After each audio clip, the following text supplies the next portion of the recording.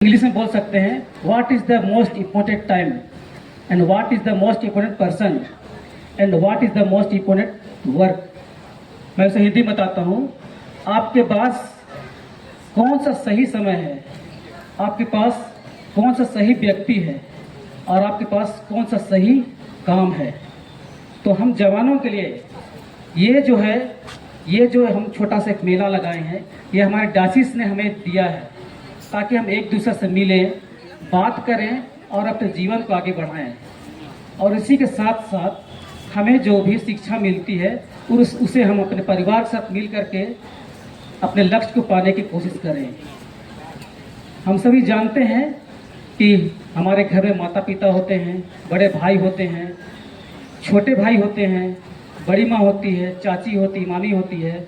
सबों के द्वारा हम सबों को शिक्षा दी जाती है।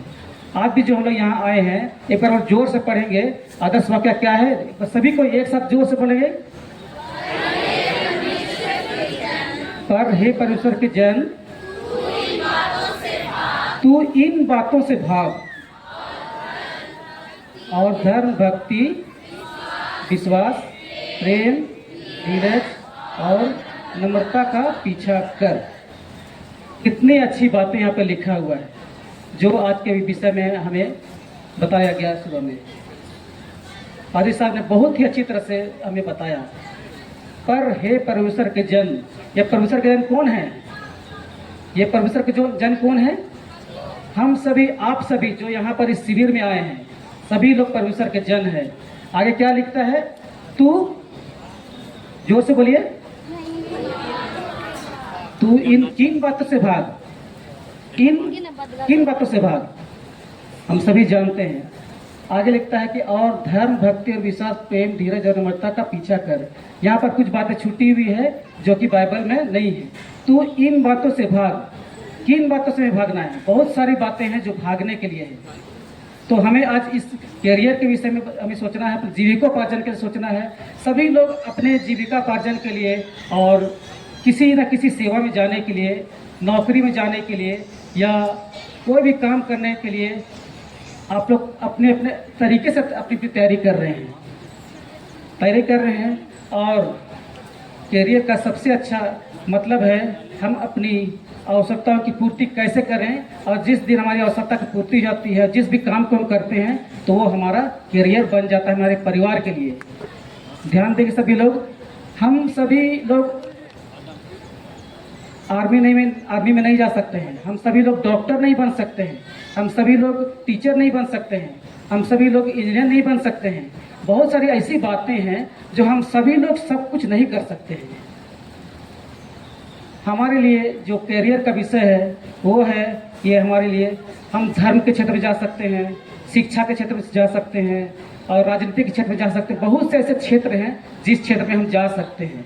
लेकिन इस कैरियर को हमें बनाने के लिए सबसे अच्छी उम्र जो होती है 18 से 25 साल। ये जो समय है ये हमारे लिए बहुत ही बहुमूल्य समय है। 18 वर्ष से लेकर के 25 वर्ष तक जो हम अपने जीवन के विषय में सोचते हैं, जो अपने परिवार को आगे बढ़ाने के विषय में सोचते हैं। कहने का मतलब हम किस नौकरी को पाना चाहते हैं, किस काम को करना चाहते हैं, किस क्षेत्र में हम जाना चाहते हैं। वैसे तो बहुत सारी चीज़ें हैं हमारी सेवा के लिए, नौकरी के लिए। तो हम सभी जानते हैं कि हम सबों को किसी न किसी रूप में आय की जरूरत होती है। जरूरत होती है कि नहीं? आय की जरूरत होती है, पैसों की जरूरत होती है कि नहीं? होती, बिल्कुल ही होती है। और आज के ज़माने में हमें ऐसा कर दिया गया कि हम बिना आय के कुछ भी नहीं कर सकते हैं। आय चाहे किसी भी प्रकार की हो, हमें वो आय चाहिए। हम सबों में सभी कलाएं नहीं हैं। हम सभी लोग दुकान नहीं खोल सकते हैं, हम सभी लोग डॉक्टर नहीं बन सकते। मैंने आप सबको बताया कि हम सभी डॉक्टर नहीं बन सकते हैं, हम सभी शिक्षक नहीं बन सकते हैं, हम सभी लोग पायलट नहीं बन सकते हैं। लेकिन हमारा जो ख्याल है, ये जो क्षेत्र है, ये आदिवासी बहुल क्षेत्र है और हमारा जो सोच, हमारा जो विचार है, बहुत ऊपर तक हम नहीं ले जा सकते हैं। आप बताइए इन 4-5 सालों या 10 साल के अंदर में हमारे इस मुरू जिले में कोई आईपीएस बने हैं? बताइए, नहीं बने। कोई आईएएस बने हैं? नहीं बने। कोई बीडीओ बने हैं? बने होंगे। कोई पायलट बने हैं? नहीं बने। लेकिन मैं आप लोगों को एक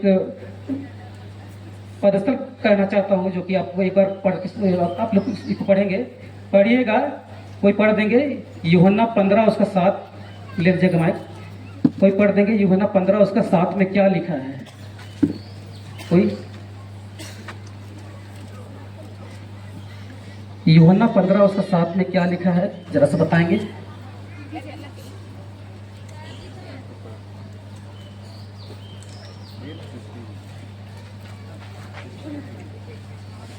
यूहन्ना 15 उसका 7वां पद। यूहन्ना 15 उसका 7वां पद। यदि तुम मुझ में बने रहो और मेरा वचन तुम में बना रहे। यदि तुम किसमें बने रहो? मुझ में बने रहो। हाँ, आगे बढ़िए। और मेरा वचन तुम में बना रहे तो जो चाहो मांगो और वह तुम्हारे लिए हो जाएगा। फिर से पढ़िए, यदि तुम मुझ में बने रहो। यदि तुम मुझ में बने रहो और मेरा वचन तुम में बना रहे। मेरा वचन तुम में बना रहे तो जो चाहो वह तुम्हारे लिए हो जाएगा। तो जो चाहो वो तुम्हारे लिए हो जाएगा। ये बहुत बड़ी बात है। फिर से पढ़िए जोर से। यदि तुम मुझ में बने रहो। यदि तुम मुझे बने रहो और मेरा वचन तुम में बना रहे। और मेरा वचन तुम में बना रहे तो जो चाहो मांगो और वह तुम्हारे लिए हो जाएगा। तो जो चाहो मांगो वह तुम्हारे लिए हो जाएगा। किसके लिए हो जाएगा? कहने का मतलब हमारा जो मन है, हमारा जो हृदय है, अगर हम अपने परमेश्वर को दे तो परमेश्वर हमें जरूर देगा। मेरे कहने का मतलब ये है, हम तैयारी तो करते हैं। क्या आप बता सकते हैं कि एक शिक्षक बनने के लिए हमें कौन सा ट्रेनिंग हमें जरूरत पड़ती है? मालूम होगा आप लोगों को? एक प्राइमरी टीचर या मिडिल स्कूल का टीचर बनने के हमें क्या करना है, क्या आवश्यकता पड़ती है? डीएलएड। बहुत धन्यवाद। और अगर हम हाई स्कूल में टीचर बनना चाहते हैं तो उसके लिए हमें क्या कौन सा ट्रेनिंग करनी चाहिए? डीएड। बहुत धन्यवाद। अगर हम एक खेती करना चाहते हैं, धान रोपना चाहते हैं, तो किस महीने लोग धान रोप सकते हैं? कोई बताएंगे? हम लोग कब धान रोपते हैं? जुलाई, यानी बरसात के बाद के आसपास में, है ना? कहने का मतलब जानकारी हमें होनी चाहिए कि हमें क्या करना है और कब करना है। मेरे कहने का मतलब हम ये ऐसे कार्यक्रम तो करते हैं, लेकिन अपने विषय और अपने परिवार के विषय में सोचने के लिए हमें बहुत ही मंथन करना पड़ेगा और परमेश्वर पिता से हमें मांगना पड़ेगा, उसके साथ जाना पड़ेगा, और हम तभी अपने कार्य क्षेत्र में आगे बढ़ सकते हैं और अपने करियर को आगे बढ़ा सकते हैं। जैसे कि हम लोग बहुत सारा फुल फॉर्म हम लोग जानते हैं कि हमने कुछ नोट्स किया है। देखिए यहाँ पर हम लोग देखते हैं कि रेलवे के लिए आईटीआई करना जरूरी है, टीचर शिक्षक के लिए बीएड डीएलएड करना जरूरी है, पुलिस के लिए 12वीं पास या दौड़ में पास करना जरूरी है, आर्मी के लिए एनडीए नेशनल डिफेंस एकेडमी पूरा करना होगा, वकील के लिए एक एलएलबी करना पड़ेगा, डॉक्टर के एमबीबीएस करना पड़ेगा, और इंजीनियर के लिए बीटेक करना पड़ेगा। उसी प्रकार आईपीएस आईएएस के लिए यूपीएससी पास करना पड़ेगा, और बैंक ऑफिसर के लिए आईबीबीएस या एसबीआई पीओ में पास करना पड़ेगा, प्रोफेसर के लिए यूजीसी नेट पास करना पड़ेगा। इस तरह की बहुत सारी बातें हैं जिसे हमें पास करना पड़ेगा। लेकिन हम इस आदिवासी बहुल क्षेत्र में हमें बहुत सारी आवश्यकताओं की कमी होती है, जिस कारण से हम आगे नहीं बढ़ पाते हैं, और हम संकुचित रूप से जितनी देर तक हम सोच सकते हैं उतनी दूर तक हम जा सकते हैं। और हमें इस बात की खुशी है कि हमारे इस मुरू जिले में बहुत सारे शिक्षक इन 5 सालों में बने हैं। एक बार जोरदार तालियां बजाइए जो अभी शिक्षक के रूप में हैं। बहुत धन्यवाद।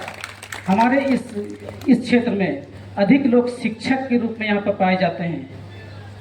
यहाँ पर हम नहीं पाते हैं कि यहाँ पर कोई भी हमारे बीच में कोई एसपी या डीएसपी या जो बड़े अधिकारी बने हैं, उनके लिए बहुत सारी तैयारियां करनी पड़ती है, यूपीएस पास करना पड़ता है।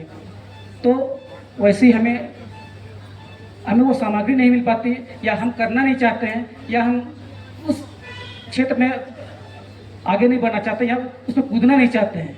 कहने का मतलब हम जहाँ पर हैं वहीं पर रहना चाहते हैं, हम जैसे भी हैं वैसे रहना चाहते हैं।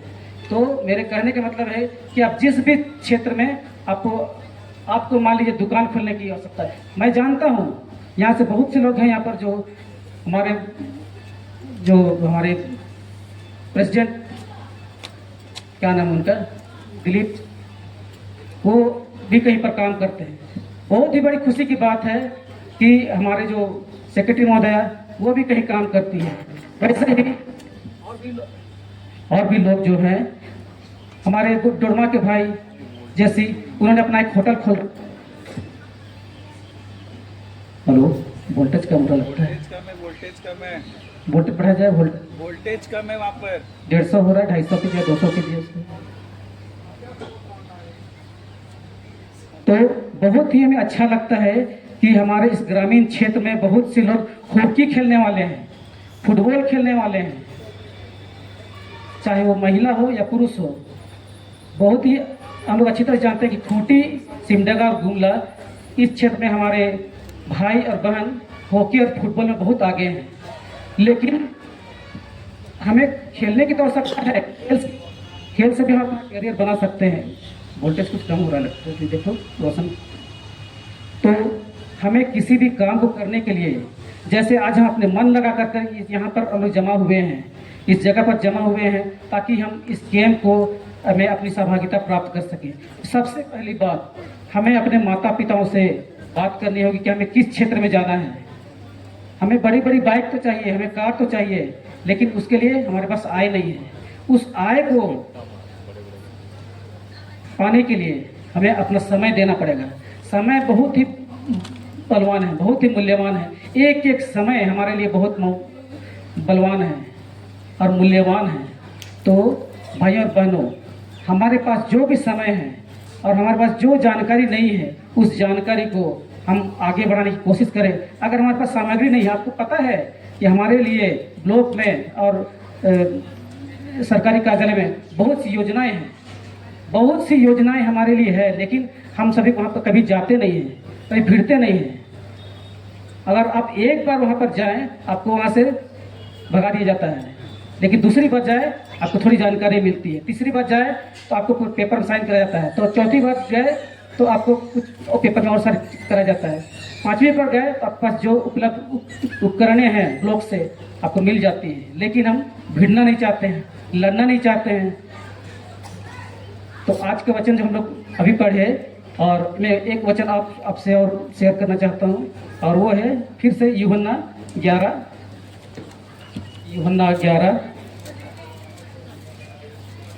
उसका 40 पद। यूहन्ना 11 उसका 40 पद। किसी को मिलता पढ़िए, यूहन्ना 11 उसका 40 पद।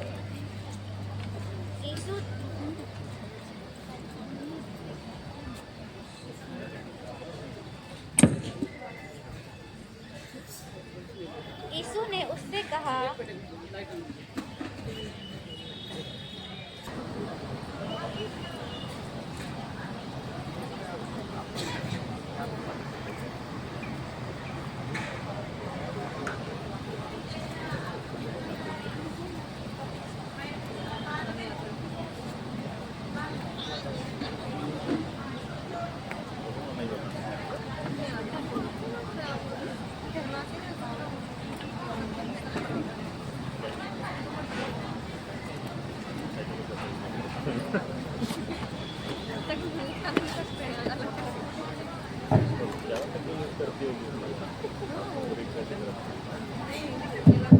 हेलो, हाँ, पढ़ेंगे यूहन्ना 11 उसका 40।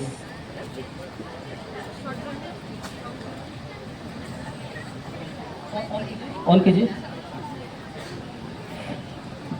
हाँ, आ गया। यीशु ने उससे कहा, क्या मैंने तुझसे नहीं कहा था कि यदि तू विश्वास करेगी तो परमेश्वर की महिमा को देखेगी। फिर से पढ़िए। यीशु ने उससे कहा, किससे कहा? उससे कहा। क्या मैंने तुझसे नहीं कहा था कि यदि तू विश्वास करेगी क्या मैंने तुझसे नहीं कहा था कि क्या तू विश्वास करेगी तो परमेश्वर की महिमा को देखेगी। तो परमेश्वर की महिमा को देखेगी। और एक बात हम पाते, बहुत धन्यवाद बहन, बहुत धन्यवाद आपको पढ़ने के लिए।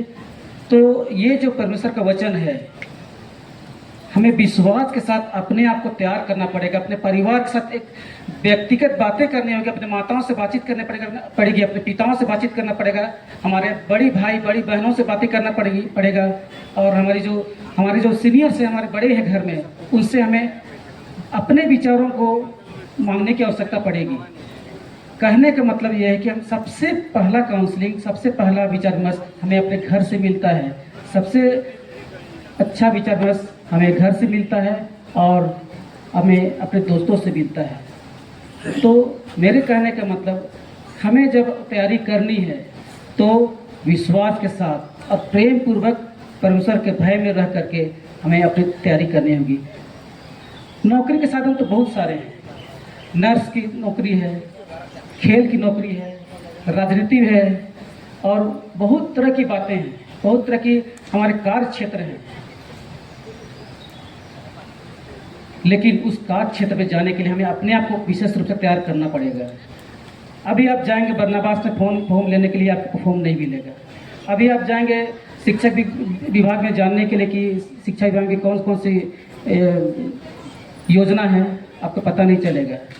लेकिन हमारे अन्य भाई लोगों को बहुत जल्दी ये जानकारी मिल जाती है। तो मैं चाहूँगा कभी आप एक बार जरूर से ब्लॉक या शिक्षा विभाग या संबंधित जो RDDO का ऑफिस है, वो उस ऑफिस में आप एक बार जरूर से जाएं, ताकि आपको उस जगह की जानकारी मिल सके। और हम ये जो जगह है, ये आदिवासी बहुल क्षेत्र है, और हम किसी से उलझना नहीं चाहते हैं, अपनी बातों को उनके समक्ष रखना नहीं जानते हैं, नहीं रख पाते हैं। और इसी जगह हमारे दूसरे भाई बहन लोग, वो लोग जल्दी से जाते हैं और अपना काम जल्दी से करा लेते हैं। आप एक जाति प्रमाण पत्र बन जाइए ना, जल्दी से आपका साइन नहीं होगा। क्यों? हमें दे करके हम आ जाते हैं, इनकम सर्टिफिकेट बन जाते हैं, दे के आ जाते हैं कि बनता नहीं है। महीना भर दौड़िए लेकिन बनता नहीं है। अपने आप को स्ट्रॉन्ग बनाने की आवश्यकता है, ताकि हमें उसकी जानकारी जब तक नहीं होगी तब तक हमें उसकी जानकारी एकदम नहीं मिलेगी। पिछले दिनों जब सोयको में एनुअल कैंप हो रहा था, मैंने यहाँ के SDO से अनुरोध किया कि वहाँ एक पुलिस बल दिया जाए, और सिविल सर्जन से मैं अनुरोध किया सेंट्रल डिस्ट्रिक्ट के पेड में लिख करके कि मुझे यहाँ पर आवश्यक चिकित्सा की व्यवस्था की जाए, क्योंकि हमारे छोटनागपुर डायसिस के युवक युवतियाँ यहाँ पर आ रही हैं। कम से कम 2-3 हज़ार की भीड़ होगी। और पुलिस प्रशासन से मैं SDO से भी लिख करके दिया कि आप हमें सुरक्षा की व्यवस्था की जाए, ताकि यहाँ पर कोई कानूनी घटना ना घट सके। उन्होंने हमें तुरंत इनकार कर दिया, चूँकि चर्च की बात है, चर्च वाले समझेंगे। मैंने उनसे कहा रिसीव कीजिए इसमें और बोलिए कि हम नहीं सकेंगे। आप रिसीव कीजिए कि मैं नहीं सकूँगा या नहीं सकूँगी। उन्होंने कुछ नहीं लिखा, बोला कि ठीक है, हो जाएगा। तब मैं सिविल सर्जन के पास गया और उनसे कहा कि मुझे चिकित्सा के जितने सारे लोग आ रहे हैं, अचानक बीमार हो जाएंगे, किसी को मिर्गी हो जाएगा, किसी को लू लग जाएगा, किसी को कुछ प्रकार की बीमारी हो जाएगी, कट छट जाएगा, इसकी जिम्मेदारी कौन लगी? तो सिविल सर्जन तुरंत एक फॉरवर्ड किए साइन, और मुझे कहा कि आप हॉस्पिटल जाइए और वहाँ की एम्बुलेंस से वहाँ पर लेके जाइए। तो मैं एम्बुलेंस मैं लेके नहीं जाऊँगा, आप भिजवाइएगा, क्योंकि हमारा कैंप 3 दिन का वहाँ चल रहा है, और आप लोग वहाँ पर लेके जाइएगा। तो कहने का मतलब ये है, हमें अपनी बातों को उनके सामने रखने की आवश्यकता है, और हमारी जो बात है या उनकी जो बात है हमें समझने की आवश्यकता है। हमारे कई लोग यहाँ से पलायन करते हैं, कोई चेन्नई जाते हैं काम करने के लिए, कोई मुंबई जाते हैं, कोई कलकत्ता जाते हैं, और कोई विशाखापट्टनम जाते हैं। ट्रेनिंग तो कर रहे बीटेक का ट्रेनिंग कर लिए, फिर जा रहे पुणे में, वहाँ पर कोई कंपनी में काम कर रहे हैं। सही बात है कि नहीं है? मेडिकल की पढ़ाई कर चुके हैं, लेकिन अब नर्स या डॉक्टर नहीं बन पा रहे हैं। बहुत सारी ट्रेनिंग हम करते हैं। हमारे कई भाई बहन लोग जो हैं, कोई पुणे में ट्रेनिंग की है, कोई चेन्नई में ट्रेनिंग की है, कोई विशाखापट्टनम में ट्रेनिंग की है, लेकिन ट्रेनिंग करने के बाद आके फिर यहीं पर है। माफ़ कीजिएगा, लेकिन ये सच है। और ये हमारी जो झारखंड है, यहीं पर हमारी रोजगार की बहुत सारी व्यवस्था है, हमारे लिए बहुत सारी व्यवस्था है। अगर आप कभी कोई मोबाइल देखिएगा, मोबाइल में बहुत सारी चीज़ें आते हैं। मैं कृषक जो भाई बहन हैं उन्हें कहना चाहूँगा कि हमेशा आपके पास धान लगाने की आवश्यकता नहीं है या गेहूँ लगाने की आवश्यकता नहीं है। हमेशा कुछ ना कुछ घर में लगाते रहिए। कहने का मतलब है कि आप हमेशा बिजी रहिए। बिजी रहने का मतलब ये है, जैसे कि हमें अगर टीचर बनना है तो मैं पहले बता चुका हूँ कि आपको डीएलएड या बीएड करना पड़ेगा, और वैसे ही बाकी जो नौकरी पाने चाहते तो उसके अनुरूप वो ट्रेनिंग या किसी भी चीज़ को करने की आवश्यकता महसूस हो सकती है। हमें इस बात की खुशी है कि शिक्षा के क्षेत्र में हमारा जो सीएनआई जो है ये अभी धीरे धीरे आगे बढ़ रहा है। लेकिन हम जवान लोगों को, हम जो युवक युवतियां हैं, हमारे डायसिस की योजनाओं को भी जानने की आवश्यकता है कि हमारे डायसिस में कौन कौन सी योजनाएं चल रही हैं और कौन कौन सी योजनाओं के विषय में हमें जानने की आवश्यकता है। मैं इस समय आपको कुछ गवाहियाँ देना चाहूँगा। बहन स्वीटी और ये क्या नाम है, हमारे दिलीप भाई, और जो भी यहाँ पर कुछ भी काम करते हैं, एक बार सामने आइएगा। एक बार किसी न कोई भी छोटा भी काम करता हूँ, चने भी क्यों ना बेचता हूँ, एक बार सामने आइए। जो भी है ब्यूटी, आइए एक बार।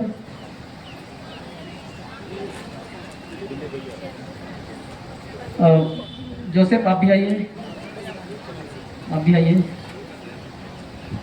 और कोई आप लोगों से कोई भी छोटा मोटा कोई काम करता हो, कोई भी छोटा मोटा काम करता हो जिससे आपकी छोटी भी आय होती होगी, एक बार आप आ जाइए। कुछ भी काम करते होंगे, छोटा से छोटा आय जो भी आपके पास होता होगा, आ जाइए, शर्माइए मत। अब जो भी कर रहे हैं, जो आपको जो भी आय हो रही है, एक बार आप उसके सामने आइए। जो भी कुछ भी काम करते हैं, चाहे वो छोटा हो या बड़ा हो, आय कम हो या ज़्यादा हो, एक बार मैं आपको बुलाना चाहता हूँ इस जगह पर, एक बार आप जरूर आइए।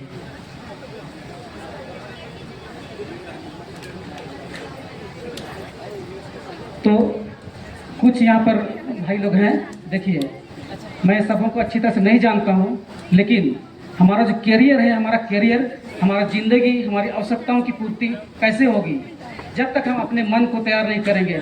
मैं ब्यूटी के विषय में जानता हूँ अच्छी तरह से, वो कितना स्ट्रगल कर रही है। आपको पता है वो कहाँ पर काम करती है? नहीं पता है, लेकिन मैं आपको ये बताना चाहता हूँ कि हमारा मुड़ू में जो संत जॉन स्कूल है उसमें वो प्रभारी के रूप में काम कर रही है। एक जोरदार ताली बजाई इनके लिए। प्रभारी के रूप में काम कर रही है, लेकिन इतना स्ट्रगल कर रही है। इनके पास 9 शिक्षक हैं इनके नीचे, लेकिन किसी प्रकार से वो स्कूल को चला रही है।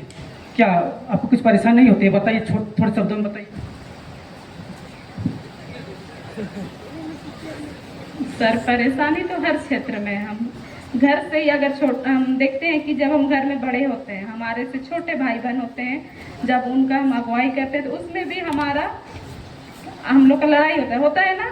छोटा सा हम जब छोटे भाई को बोलते हैं कि ये काम कर दो, अगर वो नहीं करते तो हम क्या करने लगते हैं? डांटते हैं तो मारते भी है ना। तो ये घर है, लेकिन जब हम प्रोफेशनल अपना जीवन को हम देखते हैं तो वहाँ तो और ज़्यादा। घर तो एक छोटा सा है, लेकिन जब हम अपने जीवन को संवारने के लिए कहीं निकलते हैं तो छोटी छोटी बातों में मनमुटाव या सारा कुछ बहुत होता है। लेकिन उनमें से हमको क्या करना है? अपने आप में मजबूत होके सारे कुछ को हैंडल करके करना होता है। मैं आपको ये बताना चाह रहा हूँ कि परेशानी तो है, परेशानी है, लेकिन हम अपने आप को किस तरह से तैयार करें। ऐसा नहीं होता है कि हमारे पास आय नहीं है, पैसे नहीं, लेकिन हम बाजार चले जाते हैं। केवल दिखावा ना करें। परमेश्वर हमारा देने वाला परमेश्वर है और हम सबको वो देगा, आप सबको वो देगा। खाली बात है कि उस पर विश्वास करने की और अपने लगन और मेहनत को आगे बढ़ाने की। और भाई रोशन थोड़ा सा अभी बता देंगे।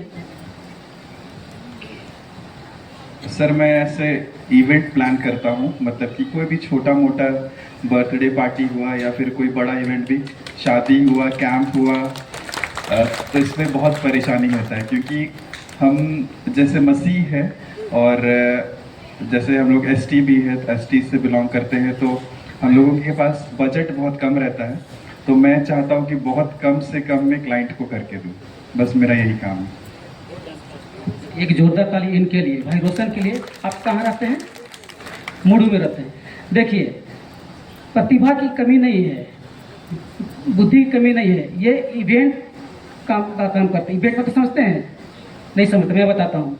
कहीं पर शादी भोज का प्रोग्राम है या कुछ भी लोटा पानी हो, वचनदत्त हो या कोई भी छोटा मोटा प्रोग्राम हो, इसमें इनका समियाना लगता है, छोटा मोटा बॉक्स लगता है, खाने पीने का यह सामान। ये जो आप जो देख रहे हैं जैसे समियाना लगा है, यहाँ पर एक टेंट लगा हुआ है, लाइट लगा हुआ है, बॉक्स लगा हुआ है, तो इस तरह का ये काम करते हैं। तो देखिए, आय छोटा हो या बड़ा हो, आय होना चाहिए। 10 रुपये ही क्यों ना हो, लेकिन आय तो हो रहा है। तो मैं ये कहना चाहता हूँ कि अपनी आय को बढ़ाने के लिए अपने स्टेमिना को बढ़ाना होगा और हमें उस परमेश्वर पिता को याद करना पड़ेगा। भाई आप भी थोड़ा सा बता दीजिए। सर, आपने कहा था कि हर चीज़ में करियर है, आप चाहो तो आप बना सकते हो, उसमें पैसे कमा सकते हो। मेरा भी सेम उसी तरीके से है। मैं एक खिलाड़ी हूँ और मैं एक कोच हूँ जो मैं चेस सिखाता हूँ, शतरंज। आपने सुना होगा शतरंज, किसने सुना है शतरंज चेस? हाँ, तो मैं वो सिखाता हूँ। अभी मैं रांची में जॉब कर रहा हूँ जीडी गोइंग का। एक जोरदार तालियां इनके लिए भी। ये शतरंज के खिलाड़ी या शतरंज के कोच है, कितनी बड़ी बात है। ये इन्होंने छिपा कर रखा है, लेकिन ये परमेश्वर की योजना हुई कि ये इस कैंप में यहाँ पर आए और अपनी गवाही दी। इसी प्रकार से हम सभी भाई बहन अपने करियर के विषय संवेदनशील हो और उस संवेदन को हम व्यक्त करें, परमेश्वर के सामने व्यक्त करें और अपना समय दें, थोड़ी सी तैयारी करें। आप जिस भी क्षेत्र में जाना चाहते हैं उसकी थोड़ी सी हम तैयारी करेंगे तो वो हम कर सकते हैं। मेरा नाम डेविड सोएमुलू है और मैं स्विगी कंपनी में काम करता हूं, जो कि उसका ब्रांड है जियो, कि रांची में इंस्टामार्ट के नाम से जाना जाता है, और जोमेटो का एक हिस्सा है जो ब्लिंकिट के नाम से जाना जाता है। और इंस्टामार्ट में मैं अंदर में वेयर हाउस में मैं पिकर का काम करता हूं और उसी पैसे से मैं अपना रांची में रहता हूं, उसी से मैं रूम रेंट देता हूं और आगे की पढ़ाई भी कर रहा हूं। मैं B.Pharm फार्मेसी कर रहा हूं, जिसमें उसी से सेमेस्टर फीस भी देता हूं और उसी से मैं रेंट भाड़ा भी देता हूं और पार्ट टाइम का जॉब भी कर रहा हूँ वहाँ पे। कितनी बड़ी बात इन्होंने कही। हम जो जोमेटो से मंगाते हैं, स्विगी से मंगाते हैं, आप लोग खाए हैं, जरूर खाए होंगे। बहुत लोग जानते हैं, बहुत लोग नहीं जानते हैं। एक फोन ऑनलाइन करेंगे, आपके लिए जो भी चाउमीन, जो भी चिकन चिल्ली या जो भी आप मंगाना चाहें, सही बोल रहे हैं, प्रोसेस से होता है। और ये जो भी रांची में रह के अपना रेंट दे के अपनी कमाई खुद कर रहे हैं और लोगों की सेवा कर रहे हैं और अपनी जीविका खुद चला रहे हैं। एक जोरदार तालियां इनके लिए भी। थोड़े शब्दों में आप भी। हेलो, मेरा नाम अनुज पूर्ति है और मैं फिलहाल संजय वीर स्कूल सोनवा में कार्यरत हूँ। मैथमेटिक्स एंड साइंस पढ़ाता हूँ और मैं ईश्वर पिता को धन्यवाद देना चाहूँगा कि मैं उस स्कूल को क्विट करना चाह रहा हूँ, छोड़ना चाह रहा था, लेकिन वहाँ पर पेमेंट में इतना इंक्रीज कर दिया कि अनएक्सपेक्टेड था हम लोग के लिए, इसलिए मैं उसको वहाँ पर अभी फिलहाल वहीं पर कार्यरत हूँ। धन्यवाद। देखिए कैसी परमेश्वर की योजना है। अपने करियर को छोड़ करके, ये कम पैसा मिलता है इसका ऐसा विचार करके वो उस नौकरी को छोड़ना चाह रहे थे, लेकिन जैसे ही छोड़ने का विचार इन्होंने किया उस समय क्या हो गया? फिर जैसे कि आप लोग जानते हैं कि Torpa New Dawn High School, वहाँ पर मेरा सिलेक्शन हो चुका था। फिर मैं वहाँ पर पे स्केल के बारे में पूछा तो वहाँ बोली सिस्टर ने कहा कि मैं इतना पेमेंट दूँगा। तो मैं वहाँ डिमांड किया फादर, तो यहाँ से कुछ ज़्यादा वहाँ पर पेमेंट मिल रहा है, क्योंकि अपना लाइफ चलाने के लिए इतना में तो नहीं होगा। तो फादर ने पूछा मुझको कि आपको कितना सैलरी चाहिए, मैं दूँगा। तो मैं अपना पक्ष रखा और जितना पेमेंट मैं फादर से डिमांड किया उतना मुझे मिला। तो थैंक यू, बहुत धन्यवाद। इन्होंने नौकरी छोड़नी चाहिए, लेकिन ऊपर ने इनकी सुन ली और इनका पेमेंट इंक्रीज कर दिया और इनका पेमेंट बढ़ा दिया। बहुत बहुत धन्यवाद। तो कहने के मतलब है कि अपने करियर के विषय में हमें ज़रूर एक जगह विचार करना चाहिए कि हमें किस क्षेत्र में जाना है। बहुत सारे क्षेत्र ऐसे हैं जिसका हम कल्पना तो करते हैं, ट्रेनिंग भी करते हैं। मैं आपको पहले ही बता चुका हूँ कि हम चेन्नई में ट्रेनिंग किए हैं, विशाखापट्टनम ट्रेनिंग किए हैं, पुणे में ट्रेनिंग किए हैं, बीटेक किए हैं, लेकिन आ करके हम अपने रांची में हैं, अपने झारखंड में यहीं पर कुछ ना कुछ कर रहे हैं। तो क्या मतलब ऐसी ट्रेनिंग का है जो कि हम आकर के यहाँ पर रह रहे हैं? तो कहने का मतलब कि आप अपने विश्वास को आगे बढ़ाइए ताकि हम अपने विश्वास में आगे बढ़ के अपने लक्ष्य और करियर को आगे बढ़ा सकेंगे। तो भाई साहब आप थोड़ा सा। मेरा नाम कृष्णोपल हंसापुर्ती, गांव केवरा हुआ, कंडेर पेरिस। जैसा आप मुड़ होके बिरवा के आप जाते हैं तो आप एक केवरा चौक पाइएगा, वहाँ पे एक पुलिस कैंप है और मैं वहीं पे रहता हूँ। तो थोड़ा सा मैं अपना जीवन के बारे में बताना चाहता हूँ। जब मैं वहाँ रहता हूँ उस टाइम एक इंस्पेक्टर वहाँ पे था। वो हमको समझाया, बाबू, प्यार से हमको समझाया कि बाबू तुम चौक पे रहते हो, अनेक प्रकार का आदमी आता है। एक बोले तो पार्टी वाला, एक बोले तो पुलिस वाला, एक बोले तो अच्छा वाला। तो बोला जैसा आपसे पुलिस वाला पूछेगा, जो अच्छा लगेगा अच्छा वाला उसको जवाब दो, खराब वाला उसको मत बता। जैसा उधर से भी अगर पूछेगा, अच्छा वाला उसको जवाब दो, खराब वाला इधर पार मत करना। इस टाइप का वो इंस्पेक्टर हमको बताया था, बोला था। आज हर हमेशा उस बात को हम याद करते हैं और उसी जो हमको मार्गदर्शन बताया उसी के अनुसार अभी चल रहा हूँ। मेरे लाइफ में बहुत प्रकार का घटना हुआ था, जैसे कि हम अपना घटना बता रहे हैं। जब मैं गांव में एक मेरा दोस्त था और मैं घर के पास था और वो लड़का नहाने के बाद वो घर की ओर जा रहा था। उसके बाद जब मैं उससे भेंट होने के बाद मेरा मोबाइल पकड़ा वो लड़का और ले गया आगे। जब ले गया उसके बाद आगे में पार्टी वाला उनको पाने के बाद उसको पूछा गया कि बाबू इस मोबाइल पे सिम कार्ड है या नहीं। बस इतना उसको पूछा गया तो वो लड़का जवाब दिया पता नहीं। उसके बाद तुरंत बाद हम वहाँ पे पहुँचने के बाद और मेरे से भी पूछा गया कि इस मोबाइल पे सिम कार्ड है या नहीं। हम भी वहीं पे वही जवाब दिए पता नहीं, क्योंकि वह मोबाइल मेरा नहीं था, मेरा जीजू का था। बस वो गाना बज सकता था और कुछ नहीं। वहीं पे थोड़ा सा इधर उधर से बात चलने के बाद हमको गांव से बाहर हमको ले गया। ले जाने के बाद बस हम चुपचाप रहे। बस तरह तरह का मेरे से सवाल कर रहा था, पर हम कुछ जवाब नहीं दिए। बस हम यही बोले हम कुछ नहीं जानते हैं, बस हम खूंटी में रहते हैं। उस टाइम हम खूंटी में रहते थे। तो फिर भी वो दोनों माना नहीं और हमको एक बार यहाँ पे मुक्का मारा था और उस टाइम ज़्यादा अंधेरा नहीं था, हल्का सूरज दिख रहा था और उसी टाइम हमको तारे दिखाई दिए थे, समझ सकते हैं आप। और उसके बाद हम प्रभु से बस यही प्रयास कर रहे थे, हे प्रभु इन्हें क्षमा कर, इन्हें जो कर रहे हैं वह नहीं जानते। हम प्रभु की प्रार्थना हर हमेशा कर रहे थे और उसके बाद फिर तरह तरह का सवाल कर रहा था और फिर यहाँ पे हमको लतियाया, लेकिन हम ठीक से खड़े हुए थे, हम गिरे नहीं। और सब तरफ से बंदूक से सटा रहा था, पर हम डरे नहीं।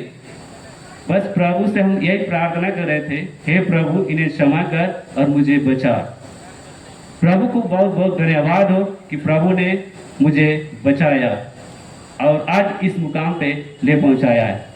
और जो काम के बारे में आप सबों को बताना चाहता हूं, मैं एक गैरेज जो कि बाइक सर्विस सेंटर हम खोले हुए हैं और प्रभु का धन्यवाद हो, उसी के माध्यम से अभी एक घर भी साइड बना रहा हूं और 2 गाड़ी भी लिए हैं, एक वैगनर और एक स्कूटी।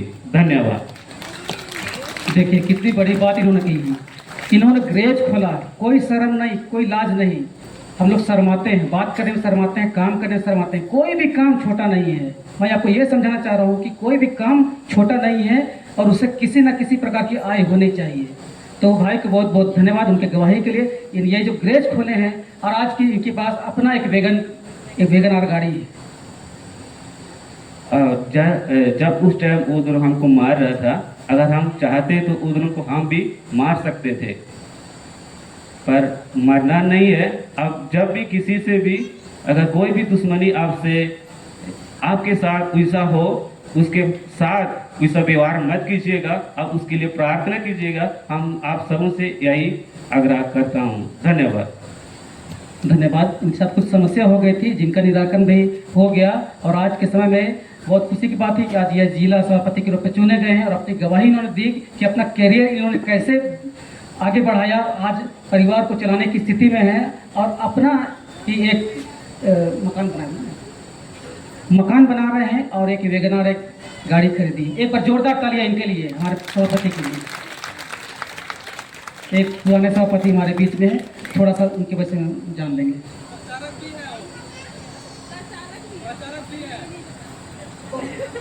माफ कीजिएगा, ये वहाँ के प्रचारक भी है। बहुत ही बड़ी उपलब्धि है हमारे जो आज के जिला सभापति के रूप में चुने गए हैं क्रिस्टोफर, वो वहाँ के प्रचारक भी हैं और बहुत सारी उपलब्धियाँ उनके साथ में हैं और वो परिवार को चलाने में सक्षम है। बहुत बहुत धन्यवाद।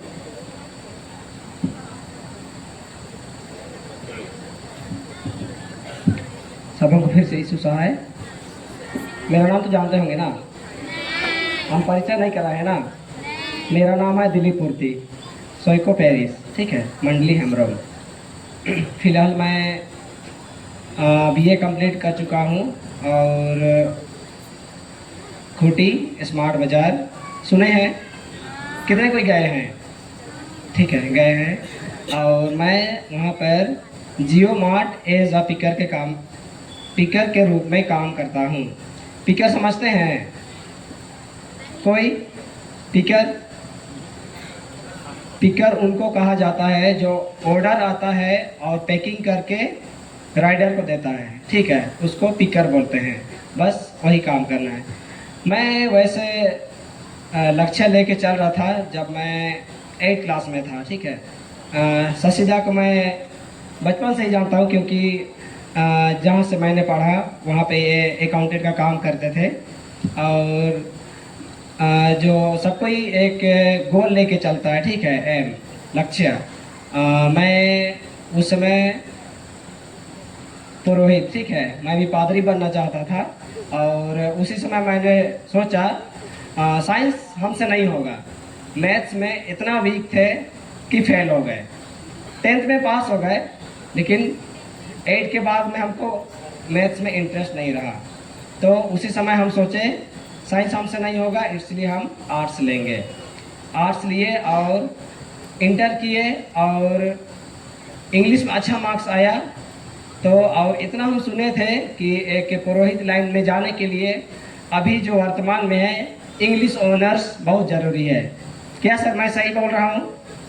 इंग्लिश ऑनर्स ज़रूरी है? हाँ, ज़रूरी है। तो मैं सोचा इंग्लिश ऑनर्स लूँगा और पुरोहित लाइन में जाऊँगा। बट कभी कभी ऐसा होता है कि जो हम लोग लक्ष्य ठान के रखते हैं वो कंप्लीट नहीं होता है, क्योंकि घर का परिस्थिति सब भी होता है। मेरा जीवन उतना अच्छा नहीं रहा है, मुझे जीवन में रास्ता दिखाने वाला उतना अच्छा नहीं मिला। फिर भी जो भी मेरे साथ रहे उन्होंने मार्गदर्शन दिए और मैं आगे बढ़ रहा हूँ। अभी तो वही एम लेके चल रहा हूँ कि मैं एक पुरोहित बनूंगा। इस बार फॉर्म भरा था, एग्ज़ाम भी दिया, अभी तक रिजल्ट नहीं आया है। लक्ष्य हम लोगों को एक ही तय करना है, जो भी परिस्थिति है मेहनत करना है और मेहनत तो करना ही है, बिना मेहनत का तो कुछ नहीं होगा। अभी मैं रिजल्ट का वेट कर रहा हूँ, अगर सफल होता हूँ तो वो भी अच्छी बात है, नहीं होता हूँ तो वो भी अच्छी बात है। मैं नेक्स्ट बार दोबारा ट्राई करूँगा। धन्यवाद। तो ये कैरियर काउंसलिंग के विषय में बात हो रही है। आप अपने अपने कैरियर के विषय में सबसे पहला काउंसलिंग जो होता है वो घर से होता है, अपनी माता से होता है, पिता से होता है, बड़े भाई से होता है, बड़ी बहन से होता है, घर के बड़े बुजुर्गों से होता है, दोस्तों से होता है। अपने अच्छे करियर की शुरुआत के लिए अपने आप को तैयार होने के लिए अपना एक लक्ष्य चुनना पड़ता है। आप जिस भी क्षेत्र में जाना चाहते हैं, जैसा मैंने तभी कहा शिक्षक के क्षेत्र में जाना चाहते हैं तो वो आप उसका जो DLED B.Ed होता है उसको करना होगा, डॉक्टर का करना होगा तो आपको MBBS करना होगा। वैसे मैंने आपको बताया कि ये सारी तैयारी आपको करनी होती, लेकिन सबसे बड़ी कमजोरी हमारी ये है कि हम अपनी बातों को दूसरों के सामने सही रूप से प्रस्तुत नहीं कर पाते हैं, नहीं कर सकते हैं, हमें वो हिम्मत नहीं है, हमें वो हिम्मत जुटानी होगी। मैं एक अंतिम बार और एक मिलाना चाहता हूँ, हमारे बीच में हमारे भाई अनिल अब्राहम टुट्टे जी हैं, वो भी खेल में बहुत ही अच्छे हॉकी खेलते थे। मैं थोड़ा सा उनसे जानना चाहता हूँ कि थोड़ा सा अपने विषय में थोड़ा सा 2 शब्दों में बता दें कि खेल में क्या फ़ायदा है। कुछ लोग बोलते हैं कि खेलोगे कूदोगे बनोगे करार, पढ़ोगे लिखोगे नवाब, लेकिन ऐसी बात नहीं है। खेल में इन्होंने क्या किया, थोड़े शब्दों में सुन लेते हैं। बहुत बहुत धन्यवाद शशि भाई को। और मैं कैसे बोलूँ कि बहुत संक्षिप्त हो जाए, हर जगह मैं बहुत अधिक बोलने के लिए बदनाम हूँ। एक गुरु थे, मुझको सिखाया, तुम लोग आदिवासी लोग का मुंह बंद रहता है, जिसके चलते हर जगह तुम लोगों का बनने वाला काम भी बिगड़ता है। इसलिए तुम लोग बोल्ड बनो, अच्छा वक्ता बनो, और बोल जो सवाल देने का है फटाक से दो, चाहे सही चाहे गलत। उसी को फॉलो किया तो बहुत जगह मुझको, आप बोलते जरूर है सर, लेकिन बहुत थोड़ा सा लंबा हो जाता है। तो मैं थोड़ी शब्दों में, मैं किसान घर से हूँ आप ही लोग की तरह, और मेरे पिताजी दवा दारू बनाते थे, दवा बनाते थे, लोगों की सेवा करते थे। और मेरी माँ, मैं ऐसा जगह से हूँ कि हम लोगों का कोई मंडली नहीं था। दूर एक गांव पार करके मंडली, वहाँ गिरजा के लिए जाना है। छोटे समय में संडे स्कूल को तो हम लोग कल्पना कर सकते हैं, हम लोग, मैं संडे स्कूल किया हूँ कि नहीं छोटे समय में, वो आप लोग कल्पना कर लीजिए। मेरी माँ ऐसे नहीं खाते हैं, प्रभु से प्रार्थना करके खाना है, मुंडारी में सिखाई।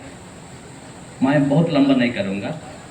हे प्रभु आम का ने जो मैं आशीषम चांजम क्या तमा सेवड़ो कम नंत पड़े नाम का शेर मगों की सुख्रीस तनो तुम निका बिनती में बोली थी, वैसा ही विनती किया और ऐसा कुछ प्रार्थनाओं को सिखाई। तो वो देखी थी संडे स्कूल को, ऐसा ऐसा बच्चे लोग मिलते हैं मंडली में। हम लोगों का तो मंडली भी यहाँ नहीं है, और नहीं तो तुम लोग जरूर संडे स्कूल में सीखता, लेकिन हम संडे स्कूल नहीं पढ़ाई किए थे। संयोग से मेरी दीदी का विदाई कांडेर में हुआ। पेरिस सेंटर है, आप लोग बहुत लोग कांडेर से आए ना। गिरजाघर के ठीक पश्चिम में मेरी दीदी जीजा का घर है। छोटा ही था, और बचपन का तो सारे लोग को याद है ना, देहात में अगर पानी नहीं है, खाना खा लिया तो उपाय भी तुरंत हो जाता था, पैंट में पोछा ला, खेलने के लिए चल देना। मैं इस रात से गुजरा हूँ। अच्छा ठीक। अब वहाँ से मैं 5वीं क्लास तक पढ़ाई किया, और वहाँ के बाद में तुबिल स्कूल गया। बहुत लोग उस क्षेत्र से है ना, जपुट वगैरह से आप लोग आए होंगे।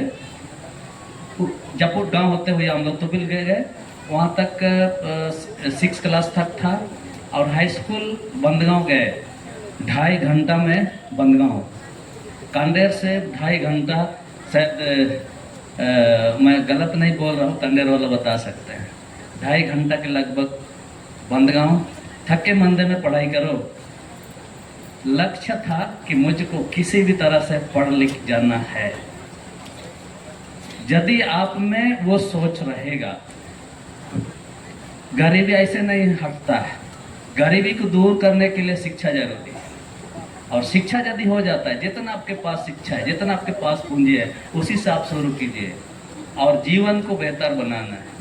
तो मैं 8 क्लास में था, और कंडेर का ही एक मेरा दोस्त था जो कि अभी यहीं पर घर बनाया है। BSF से खिलाड़ी होकर रिटायर होकर घर बनाया मेरा दोस्त, जिन्होंने हॉकी सेंटर में सिलेक्शन के लिए मुझको यहाँ पर लाया। और बड़ा कुटुंब था, और उस दिन बहुत भजन करना था। और भजन, उस समय भजन का होड़ को छोड़ के मैं खेलने चल जाऊं रात को भी, वो मुझको पसंद नहीं था। पूरा भजन में मस्ती करके जाने से तो ठीक था, भजन छूट रहा था। लेकिन उन्होंने मुझको समझाया, अरे भजन वगैरह तो रोज दिन आता है, चलो ना आज मेरे साथ। नहीं होकी स्टिक नहीं, हम बहुत बहाना बनाए कि हमको ना ले दे, हम किसी तरह से भजन कर लेंगे, बढ़िया से नाच लेंगे। बचपन में क्या होश रहता है, जरा आप लोग सोचिए ना। उसके बाद मैं एसएस ग्राउंड में 3 बार बॉल पाया और 2 बार मैं गोल पोस्ट में एंट्री किया और गोल भी मारा। और बालू भी था थोड़ा सा मैदान में, भाई धांगा उधर बैठे हुए, वो लोग पूरा उस मैदान में खेले हुए मंजे हुए खिलाड़ी हैं। और बालू भी था, फुदड़ हो गया और गोलकीपर घुटने टेक के रोक लिया, लेकिन मैं स्कोर किया। 3 बार मिला, तीनों में स्कोर किया।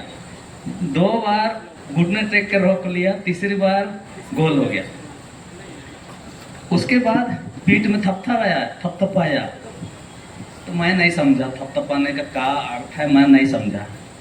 और उसके बाद अचानक से चिट्ठी आ गई, संत मेरे सिमरेगा, जो खूंटी से चढ़िएगा तो 4 घंटे का बस की यात्रा है। रोमन कैथोलिक का स्कूल था और वहीं से हम लोग अभ्यास किए। संयोग से मैं बाहर, कोई ऐसा मौका नहीं आया कि मैं अच्छा खेलूं और आगे बढ़ूं। और उसके बाद वहाँ से चले आए और उसके बाद टीचर्स ट्रेनिंग के लिए गए। टीचर्स ट्रेनिंग तुम करो, मेरा जीजा बोले, अपने भी टीचर थे, तुम टीचर्स ट्रेनिंग करो। मुझको इच्छा थी कोई कंपनी से खेल खेलने का। कोई पूछेगा तो कहाँ काम करते हो, दुर्गापुर में, जमशेदपुर में, टाटा में, ये मुझको पसंद था। तो वैसा तो नहीं हुआ, अपनी इच्छा के अनुसार वैसा तो नहीं हुआ। बड़ा बड़ा शहर का मैं कल्पना कर रहा था कि वहाँ नौकरी करूँ, छोटा है काम लेकिन वहाँ नौकरी करूँ। और उसके बाद टीचर्स ट्रेनिंग करके 2 साल तो मैं कोचिंग में था, कोई खेल वैसा नहीं खेला, लेकिन ग्रामीण कांडेर टीम का प्लेयर मैं था। और हम लोग बहुत खासी, कितना खासी और कितना बंडा जीते अपने जीवन में मुझको पता नहीं, उतना संख्या भी याद नहीं। लेकिन जो जीवन बनाने की बात है, अपने आप में यदि आप सोच लिए, कोई काम छोटा नहीं है। चाहे खेती करो, खेती किसान के लिए भी आज के तारीख में यदि आप बीजों को सुखा करके विदेश चलान कीजिएगा, वैसा बिजनेस आप शुरू कीजिएगा, निश्चित रूप से आप लाखपति नहीं करोड़पति बनिएगा।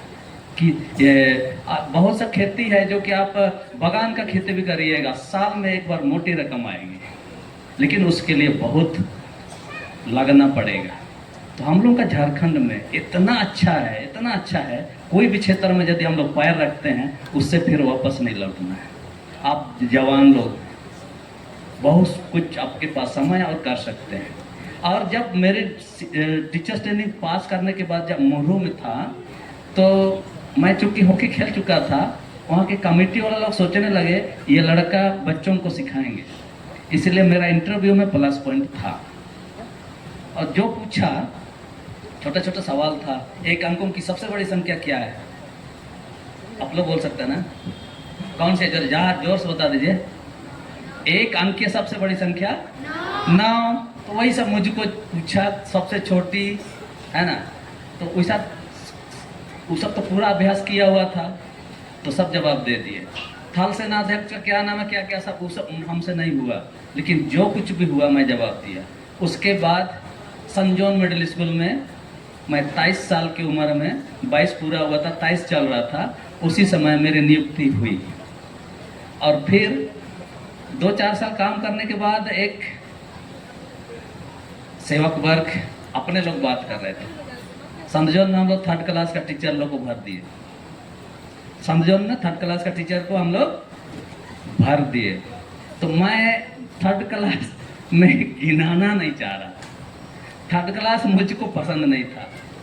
उसी दिन मैं सोच लिया कि कल मैं खूंटी जाऊंगा और एक गाइड ले लूँगा, और सरकारी में जो शिक्षकों की बहाली होने वाली है उसमें मैं कंपटीशन का तैयारी करता हूँ। मैंने तैयारी किया, लगभग 6 से 7 लाख बिहार था उस समय, और उसमें हम लोग परीक्षा में बैठ गए। 68,000 का रिजल्ट आया, उसमें मेरा नाम था। फिर 25,000 शिक्षकों की बहाली फाइनल परीक्षा लिखना था, उसमें भी मेरा नाम आया। और संत जॉन को मैं छोड़ना ही नहीं चाह रहा था। नौकरी तो मिल गई, सरकारी भी मिल गई, और मिशन में तो मैं था हूँ।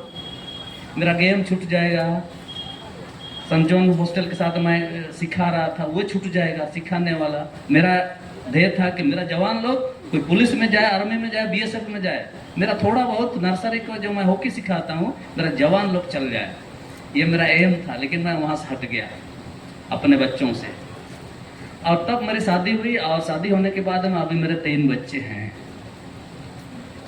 और 2 बच्चे जॉब कर रहे हैं। एक बच्चे अभी बीएससी करके बीएड करके अभी मास्टर डिग्री करने के लिए तैयार है।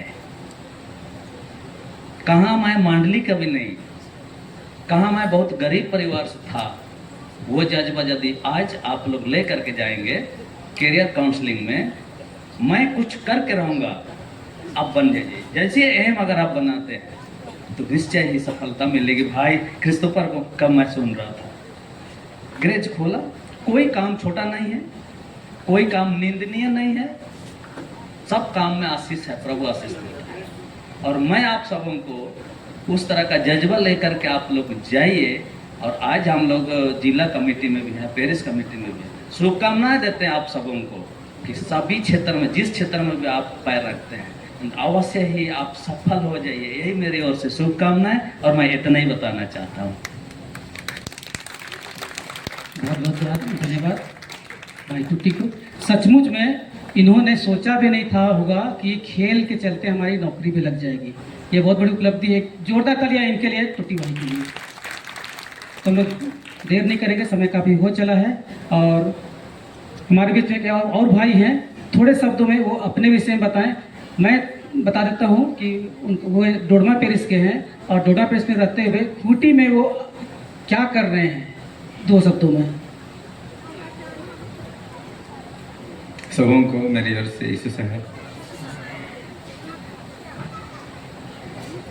मेरा नाम जेसी तीड़ू है, और पढ़ाई तो मैं मास्टर्स तक किया हूँ फिजिक्स ऑनर्स के साथ, और फिलहाल अभी पढ़ाई के मामले में ऐसा कोई जॉब तो मेरे पास नहीं है, और बहुत ज़्यादा ट्राई भी नहीं किया हूँ, इसीलिए उतना दुख भी नहीं है। लेकिन अभी फ़िलहाल मैं कैसे कैसे करके, हमको जो लाइन में आना नहीं था, लेकिन अभी वहाँ पे मैं खड़ा हूँ।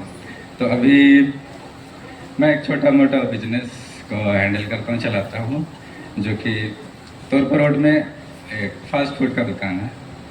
तो बहुत कोई गए होंगे और बहुत कोई यहाँ पहचानते होंगे मुझे।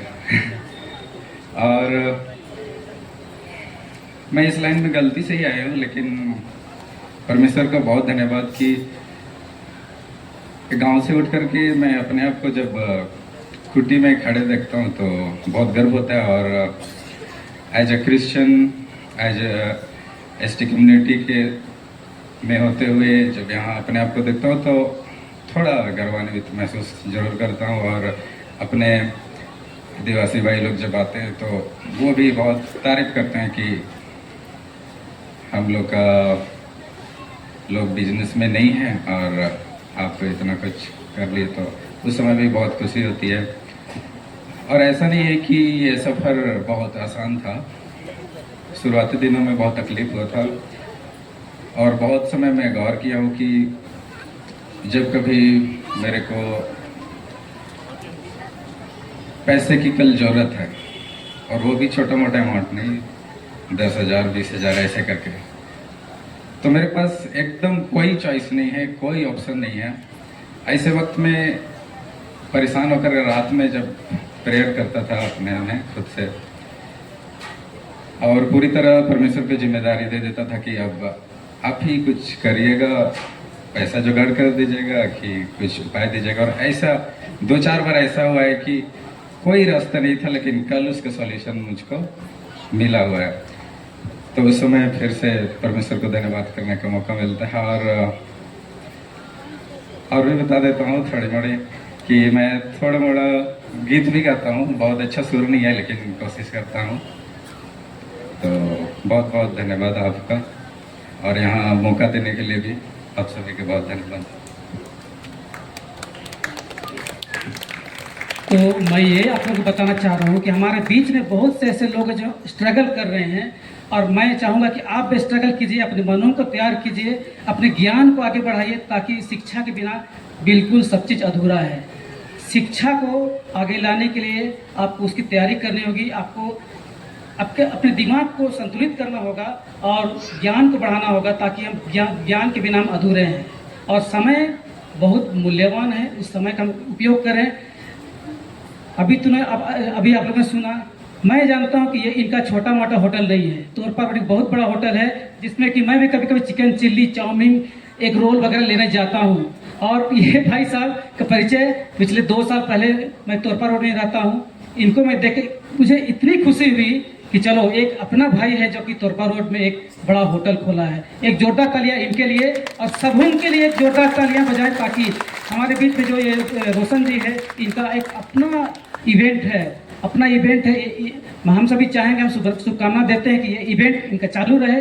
आप कभी इनसे कांटेक्ट कर सकते हैं। और ये जो भाई हैं हमारे कंप्यूटर के जो कोच हैं, जो रांची में माफ कीजिएगा, चेस शतरंज के जो कोच हैं, इन्होंने रांची में रह करके इन्होंने कोचिंग खोली है शतरंज का, और ये कोच है शतरंज के। आपको ये बहुत बहुत बधाई हो, बहुत शुभकामनाएं हैं हम सबों की ओर से। और भाई साहब ये है जोमेटो स्विगी के, जो बहुत मेहनत करके ऑर्डर में जाते हैं और अपना रेंट में रहते हैं, अपने मोटरसाइकिल से जाते हैं, बांटते हैं, आप लोग बहुत कोई जानते हैं, और बहुत मेहनत करते हैं और अपने समय को उन्होंने दिया, अपने लगन को दिया, और इन्होंने अपना खुद का अपना रेंट लिया है और अपने खुद जीविका चला रहे हैं। उसी प्रकार भाई ने भी कहा कि मेरी भी सैलरी इंक्रीज हो गई, और मैं अभी तो क्या सेंट जेवियर स्कूल तोरपा में सोनुआ क्या डॉन स्कूल का नाम सेंट जेवियर स्कूल में है, सोनुआ में है, और ये भी हमारे बीच में शिक्षक के रूप में काम कर रहे हैं। बहुत बहुत बधाई हो। भाई साहब हमारे दिलीप जो हैं, ये हमारे पूर्व सभापति हैं दिलीप कुर्ती, इन्होंने ये भी अभी तो आपने सुना कि स्मार्ट बाजार में काम करते हैं। आपको भी बहुत बहुत शुभकामनाएं। और सबसे बड़ी बात कि इन्होंने ये क्रिस्टोफर जो है हमारे नए प्रेसिडेंट और हमारे सभापति अपना गैरेज खोल करके अपनी एक जीविका चला रहे हैं, और इस जीविका को अपने परिवार के लिए व्यतीत कर रहे हैं, जीविकोपार्जन कर रहे हैं। और आप सबों को बहुत बहुत बधाइयाँ कि आप सबों ने अपनी गवाही को हमारे भाइयों बहनों के सामने रखा। और हम सभी चाहते हैं कि आप निराश ना हो, अपने जीवन को आगे बढ़ाने के लिए उस परमेश्वर पर विश्वास करें, मन लगाएं, ताकि आपका मन जो है उस अपने करियर के प्रति चिंतित हो। मैं आपको एक बात बताना चाहता हूँ, हमें ये कहना नहीं चाहिए, लेकिन मैं अब ये बताना चाहता हूँ, मैं जहाँ पर अभी काम कर रहा हूँ, हमारे नीचे 600 आदमी लोग हैं, 600 मजदूर हैं, 22 ठेकेदार हैं, 30 मुंशी हैं, और मैं एक अकेला वहाँ पर हूँ। लेकिन वो माइंस अभी शुरू हो रहा है, नया नया माइंस है, और मैं चाहता हूँ कि हमारे बीच में से भी कुछ लोग जा रहे हैं, कुछ समय लग रहा है, लेकिन मैं यहाँ से भी 20 बच्चों को यहाँ से मैं ले जाऊँगा और उन्हें 10-15 साल के लिए एक अच्छी रोजगार की व्यवस्था करूँगा। मैं जो भी यहाँ से जा रहे हैं, आपको मैं कभी बताऊँगा कि हमारे बीच से ही वो बच्चे जा रहे हैं, और उनकी ज़िंदगी भी परमेश्वर की दया से आगे बढ़ने वाली है। इसीलिए हम सभी चाहते हैं कि आप निराश ना हो, मेहनत करें और अपने समय को आगे बढ़ाएं, अपने ज्ञान को तेज करें, और परमेश्वर की सहायता से आप आगे बढ़ते जाएं। आप सबको फिर से बहुत बहुत धन्यवाद। और सभी लोगों को अपने करियर के विषय में, अपने जीविकापार्जन के विषय में कुछ ना कुछ करना चाहिए। कोई भी काम छोटा नहीं है, जिससे भी आय होती है, वो आय हमारे लिए बहुत ही ज़रूरी है। कोई भी काम छोटा नहीं है, किसी को भी इस काम को करने के लिए कुछ अपना विचार को आगे बढ़ाने की आवश्यकता है। सारी बातों को हम आगे बढ़ाते हुए और सबका को धन्यवाद देते हैं कि हमारे बच्चे जो हैं अपने करियर के प्रति चिंतित हैं, अपने करियर के विषय में चिंतित रहते हुए आय के साधन को वो लाना चाहते हैं। और हम सभी की शुभकामनाएं आपके साथ में हैं। आप जिस भी क्षेत्र में जाना चाहें, आप उस क्षेत्र की अच्छे से तैयारी करें और अपने ज्ञान को विशेषकर आगे बढ़ाएं। आप सबको फिर से बहुत बहुत धन्यवाद और शुभकामनाएं। धन्यवाद।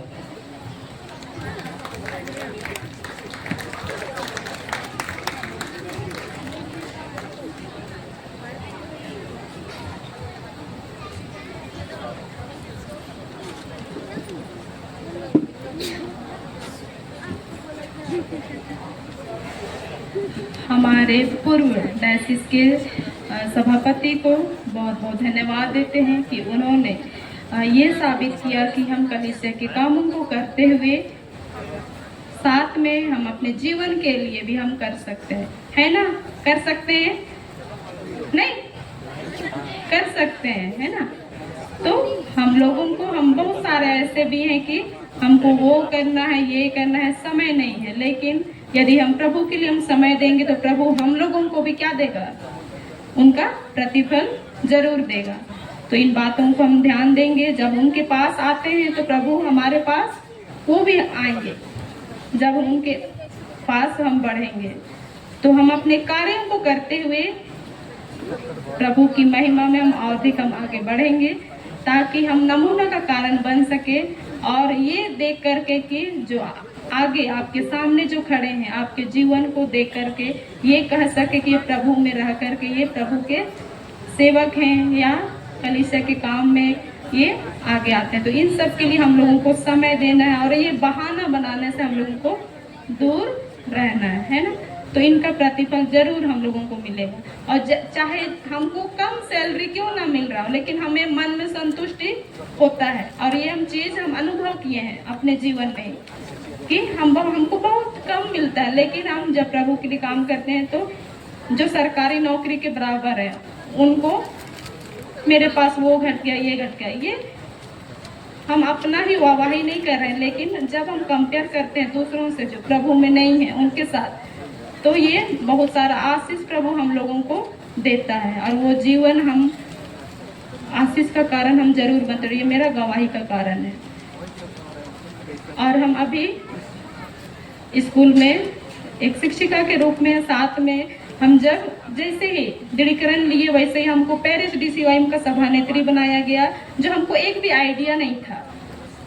हमको रह करके हम सीखे और उनके बाद में फिर जैसे ही कुछ समय हुआ, ग्रेजुएशन PG कंप्लीट होने के बाद में हमको जिला DCYM का सचिव बनाया गया और उनके साथ साथ में रह करके हम फिर काम किए। कुछ साल अच्छा से काम नहीं कर पाए, हम B.Ed ट्रेनिंग में चले गए और जिनके कारण जो हम लोगों का कार्यकाल था वो हम लोग समय नहीं दे पाए बाहर रहने के कारण से। और ये बाद में वो कंप्लीट तो हो गया, हमारा ये साल कार्यकाल भी खत्म हो गया, लेकिन पिछले साल फिर से हमको मुरुधरम जिला का डायसिस में जिला प्रतिनिधि के रूप में चुना गया।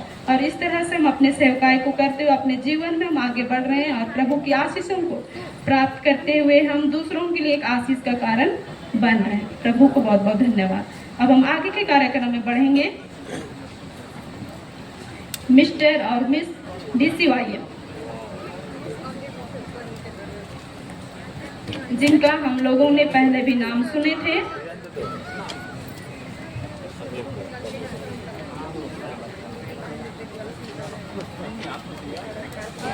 जिनका नाम लिया जाएगा सारे लोग जल्दी से आ जाएंगे आगे। गर्ल्स में है रोजलिन होने Purti Khunti parish, Ankita Kandulna Muru parish, Sarojini Soyko parish, Ajay Kamal Soyko parish, Asim Purti Merungutu parish, Johan Hassa Kandir parish. और इधर मिस्टर और मिस का